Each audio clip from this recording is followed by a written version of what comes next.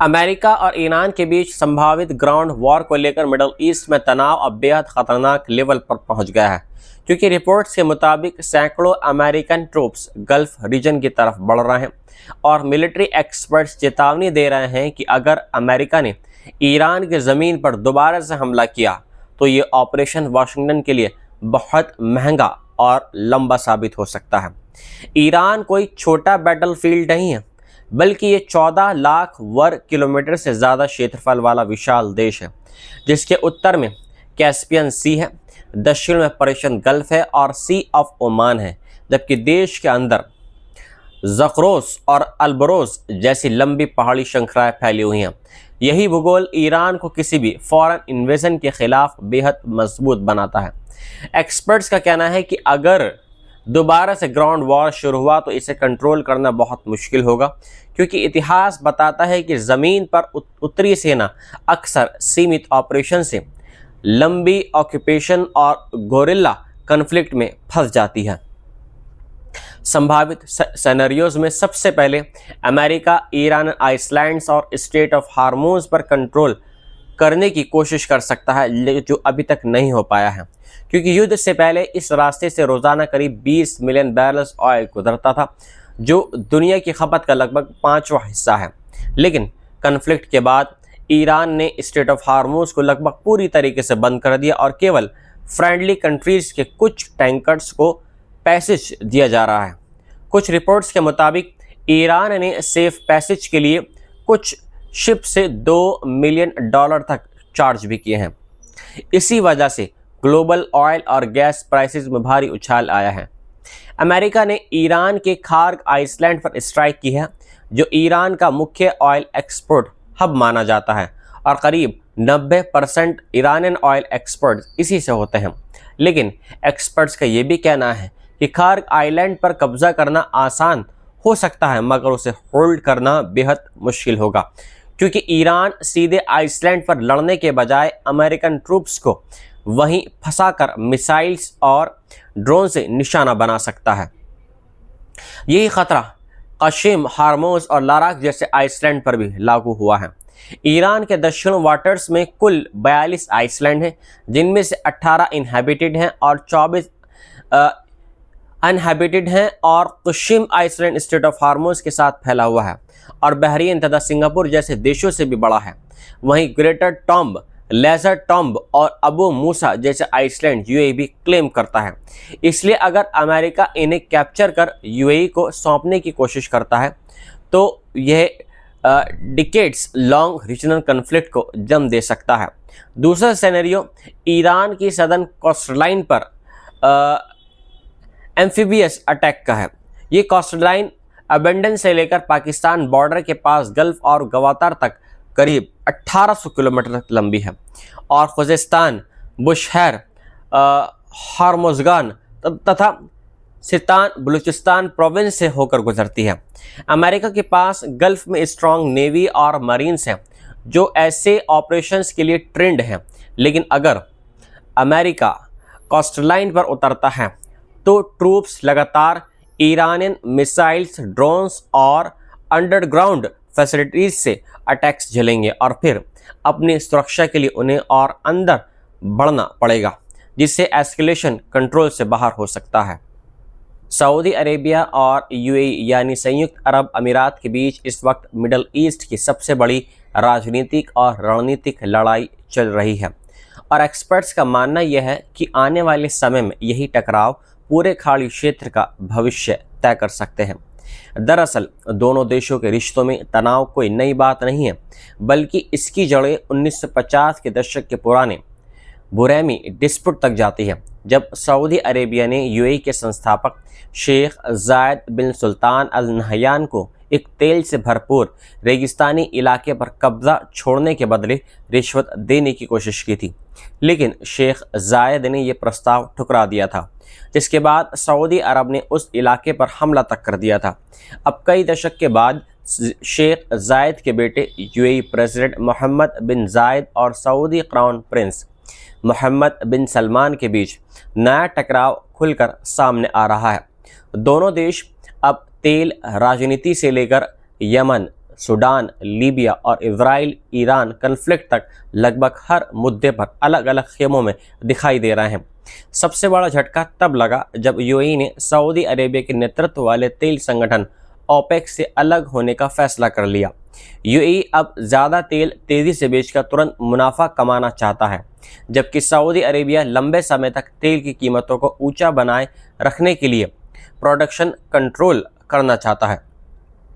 Experts का ये भी कहना है कि ये सिर्फ तेल की लड़ाई नहीं है, बल्कि मिडल ईस्ट की लीडरशिप की भी लड़ाई है।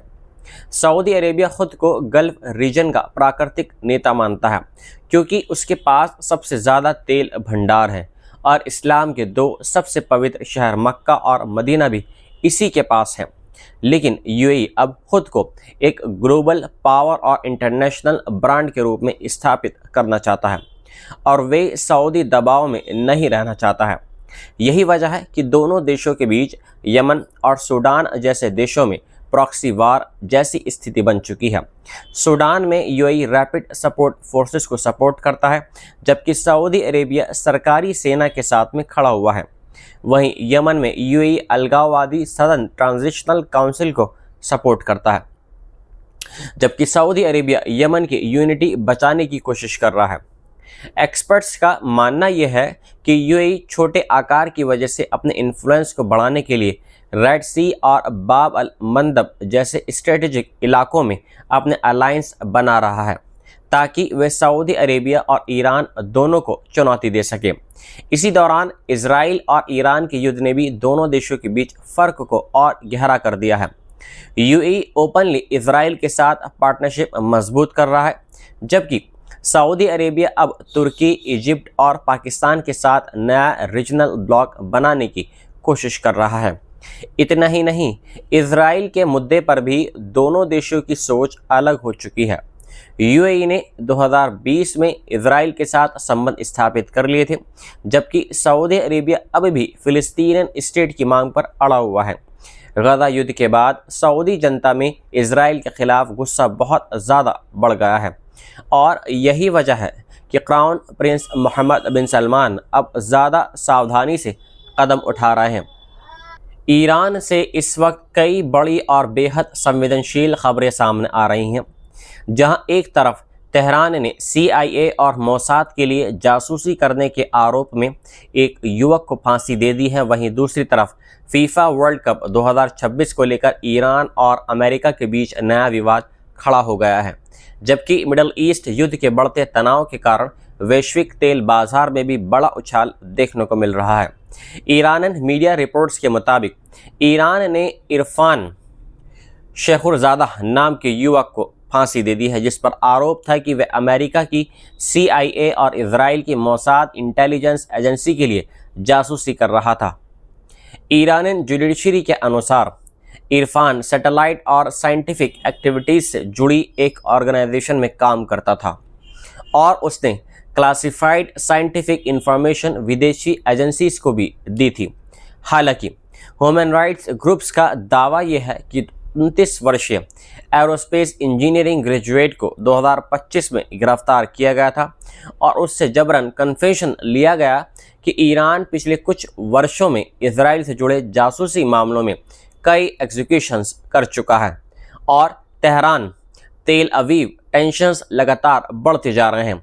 इसी बीच एक और बड़ा विवाद फीफा वर्ल्ड कप 2026 को लेकर भी सामने आया है, जहां ईरान फुटबॉल फेडरेशन ने आरोप ये लगाया है कि यूनाइटेड स्टेट्स अब तक ईरानी फुटबॉल टीम के खिलाड़ियों को वीज़ा जारी नहीं कर रहा। फेडरेशन प्रेसिडेंट मेहदी ताज ने कहा है कि वीज़ा प्रोसेस बेहद धीमा है और अभी तक किसी खिलाड़ी को अप्रूवल नहीं मिला है। ईरान की टीम जल्द ही तुर्की में ट्रेनिंग कैंप करने जा रही है और ईरानी ऑफिशियल्स उम्मीद कर रहे हैं कि जब तक समस्या का समाधान निकल आएगा। ईरान पहले ही फीफा से रिक्वेस्ट कर चुका था कि उसके ग्रुप G मैचेस अमेरिका के बजाय मैक्सिको में कराए जाएं, लेकिन फीफा ने इस मांग को खारिज कर दिया। अब ईरानी ऑफिशियल्स जल्द ही गियानी इन्फेंटिनो से मुलाकात कर इस मुद्दे को उठाने वाले हैं। उधर मिडल ईस्ट टेंशन्स का असर ग्लोबल ऑयल मार्केट पर भी साफ दिखाई दे रहा है, क्योंकि यूएस प्रेसिडेंट डोनाल्ड ट्रंप ने ईरान के रेस्पॉन्स को पूरी तरीके से अनएक्सेप्टेबल बताते हुए कॉन्फ्लिक्ट एस्केलेशन के संकेत दे दिए हैं, जिसके बाद ब्रेंट क्रूड ऑयल की कीमत $105 प्रति बैरल के ऊपर पहुंच गई है, जबकि WTI क्रूड भी लगभग $100 प्रति बैरल तक पहुंच गया। एक्सपर्ट्स का कहना है कि इस स्ट्रेट ऑफ हार्मोज में जारी तनाव और युद्ध के कारण पिछले 2 महीनों में दुनिया करीब 1 बिलियन बैरल्स ऑयल सप्लाई खो चुकी है और एनर्जी मार्केट्स को स्थिर होने में लंबा समय लग सकता है। वहीं गजा वॉर से जुड़ी एक बड़ी कल्चरल और पॉलिटिकल कंट्रोवर्सी सामने आई है, जहां डॉक्यूमेंट्री गजा डॉक्टर्स अंडर अटैक ने BAFTA टेलीविज़न अवार्ड्स में करंट अफेयर्स कैटेगरी का अवार्ड जीत लिया है। ये वही डॉक्यूमेंट्री है जिसे पहले BBC ने ब्रॉडकास्ट करने से मना कर दिया था और बाद में उसे चैनल 4 ने दिखाया। डॉक्यूमेंट्री गजा में डॉक्टर्स और हॉस्पिटल्स पर हमलों की जांच पर आधारित है और अवार्ड जीतने के बाद फिल्म मेकर्स ने BBC पर सेंसरशिप और पार्टिलिटी के आरोप भी लगाए हैं। मिडल ईस्ट में बढ़ता तनाव अब केवल युद्ध तक सीमित नहीं रहा है, बल्कि sports, oil, diplomacy, media, narrative और इंटरनेशनल पॉलिटिक्स तक फैल चुका है। अमेरिका पर दुनिया भर में रजाइम चेंज यानी विदेशी सरकारों को गिराने और अपनी पसंद की सरकारें स्थापित करने के आरोप दशकों से लगते रहे हैं और अब वेनेजुएला के प्रेसिडेंट निकोलस मादुरो के कथित अपहरण के बाद ये बहस फिर तेज हो गई है कि रिपोर्ट्स के मुताबिक जनवरी 2026 में अमेरिका ने काराकास पर मिलिट्री रेड किया, जिसमें वेनेजुएलियन एयर डिफेंसेस को निशाना बनाया गया और मादुरो तथा उनकी पत्नी को हिरासत में लेकर अमेरिका ले जाया गया। यूएस प्रेसिडेंट डोनाल्ड ट्रंप का दावा यह है कि मादुरो नार्को टेररिज्म और इलीगल वेपन्स कंस्पायरेसी जैसे मामलों में वांटेड थे, जबकि क्रिटिक्स इसे एक और अमेरिकी रिजाइम चेंज ऑपरेशंस बता रहे हैं। दरअसल अमेरिका का फॉरेन इंटरवेंशंस का इतिहास काफ़ी लंबा रहा है, जिसकी शुरुआत 19वीं सेंचुरी से हुई है। मोनरो डॉक्ट्रिन से मानी जाती है, जिसके तहत वाशिंगटन ने वेस्टर्न हेमिस्फीयर को अपना इन्फ्लुएंस जोन घोषित कर दिया था और कहा यह था कि किसी भी बाहरी शक्ति का हस्तक्षेप यूएस सिक्योरिटी के लिए खतरा माना जाएगा। इसके बाद अमेरिका ने कई देशों में military coups, propaganda campaigns, assassinations और इन्वेजन्स के जरिए सरकारें बदली। 1953 में ईरान के लोकतांत्रिक प्रधानमंत्री मोहम्मद मुज़द्दक़ी को CIA और ब्रिटेन की मदद से सत्ता से हटाया गया, क्योंकि उन्होंने ब्रिटिश ऑयल कंपनी के एसेट्स नेशनलाइज कर दिए थे। इसके बाद शाह को दोबारा मजबूत किया गया, लेकिन आखिरकार 1969 की ईरानी रेवोल्यूशनरी में वे भी सत्ता से बाहर हो गए। 1954 में ग्वाटेमाला में प्रेसिडेंट जाकोब अरबेज की सोशली एग्रेसिव पॉलिसीज और लैंड रिफॉर्म से अमेरिकन कंपनी यूनाइटेड फ्रूट प्रभावित हुई, जिसके बाद CIA ने कॉप सपोर्ट किया और देश दशकों तक मिलिट्री डिक्टेटरशिप्स और हिंसा में डूब गया। 1960 में कांगो के पहले प्रधानमंत्री पैट्रिका लुम्बो को भी कोल्ड वॉर पॉलिटिक्स के दौरान हटाया गया, क्योंकि वाशिंगटन को डर था कि कांगो सोवियत यूनियन के करीब जा सकता है। लुमुम्बा की हत्या के बाद मोबुतु डिक्टेटरशिप को US सपोर्ट मिलता रहा।